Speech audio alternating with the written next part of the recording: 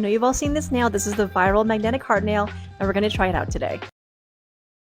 So I think Luvher Beauty started this trend. I could be wrong, but they do a lot of really cool stuff with magnets, so check out their page. First, let's talk about what not to do. This trick is done by folding a paperclip, but could I use any magnetic wire? The keychain holder was too stiff to bend, as was my bobby pin, so we're going to stick to a paperclip for now.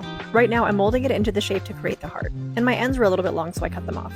I thought this hack would be very easy, but I was wrong. I'm having flashbacks to how confident I felt doing bubble nails. So I tried a few things. Here the antennas are too close together, so let's try again. Here my magnet is too close to the nail, not correct. I tried this many times to figure it out. Finally, here's how to do it.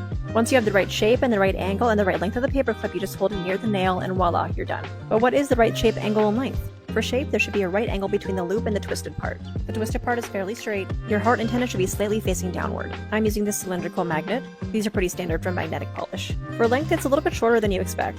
These long ones created too much distance, so it didn't work. Here's about how long my paperclip apparatus is. Small paperclips work best, and this is the correct orientation. If you try to do it this way, it's not going to work.